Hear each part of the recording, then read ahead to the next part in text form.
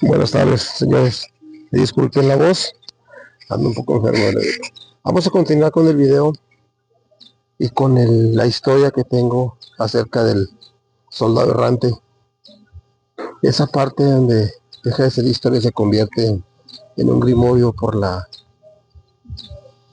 el sufrimiento que el soldado sufrió, por la injusticia, por el sufrimiento que tuvo que pasar para ser el chivo expiatorio en un evento, y en esos años que la milicia era muy estricta, y él quedó como marcado en la historia, y ahí es donde esa fuerza sale y se convierte él en un ente, en un espíritu que ayuda a las personas que pasan por transgresiones. En el momento seguimos con esta historia. Las injusticias crean los espíritus más poderosos. Esta fuerza no nació de la fe, nació de la traición, porque hay algo que no te han contado sobre la injusticia. No termina cuando desviven al inocente, es donde empieza. En el año de 1938, en un cementerio de Tijuana, un soldado fue obligado a correr entre las tumbas mientras le apuntaban por la espalda. No estaba escapando, lo estaban ejecutando bajo una mentira. El sistema cerró el caso, pero la tierra no. Días después, esta tumba empezó a manifestarse de manera no convencional. Cuando un desvivido no encuentra descanso, algo se queda y a veces aprende a responder. Ese soldado dejó de ser culpable y se convirtió en protector que hoy, según cientos de testimonios, abre caminos, evita arrestos y vuelve invisible a quien está siendo perseguido por la ley. Aquí es donde deja de ser una historia. Hoy vas a entender cómo un hombre desvivido por la espalda terminó protegiendo a quienes viven al borde de la ley. Vas a entender qué hace realmente una injusticia y por qué algunas entidades no piden permiso para actuar, pero sobre todo vas a entender que estás activando si decides acercarte a ellas. El 17 de febrero de 1938, en el Panteón Municipal número 1 de Tijuana, un joven soldado fue obligado a correr entre las tumbas bajo la advertencia de desvivirlo.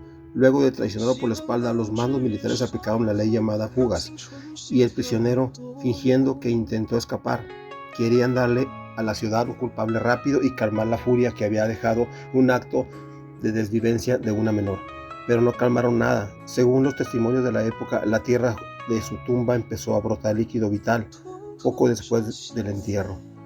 Desde entonces, la figura del supuesto criminal comenzó a cambiar ante los ojos del pueblo. Para muchos dejó de ser un culpable y se volvió un traicionado. En el lugar herido por la miseria y el miedo, el abandono y un desvivido traicionado puede volverse más fuerte que un hombre vivo. Aquí empieza el verdadero problema.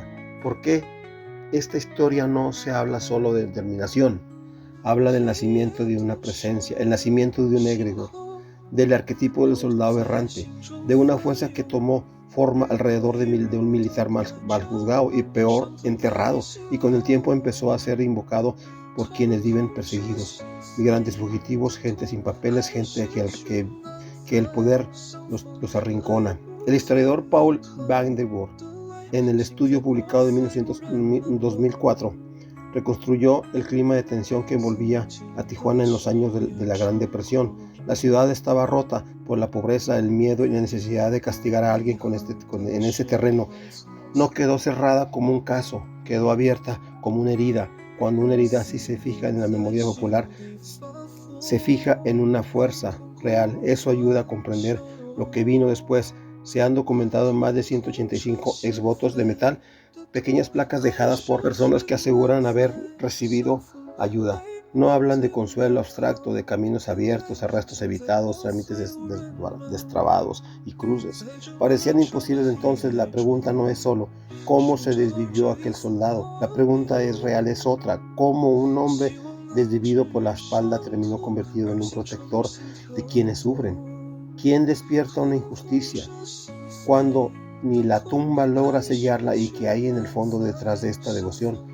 ¿Fue popular, memoria herida o el regreso de una fuerza mucho más antigua? Para responder, primero habría que mirar hacia atrás en viejos relatos, grimorios, leyendas del siglo XIX, donde aparece una figura parecida la del guerrero errante, marcado por el servicio y el trato con los muertos. Y después iremos a un caso de Chile en La Serena, donde la tradición habla de una protección levantada en medio de una persecución y la desvivida que siempre acontece.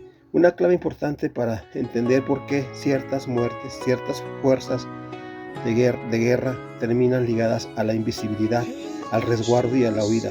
Luego volveremos a Tijuana a su tensión social, a sus autoridades que de necesidad de fabricar un culpable. Veremos cómo un desdebido militar puede dejar algo más inerte, puede dejar un anclaje de una presencia que no descansa, que aprende a caminar con los vivos y que con los años termina encarnado con la protección a la orilla de la altura de la frontera.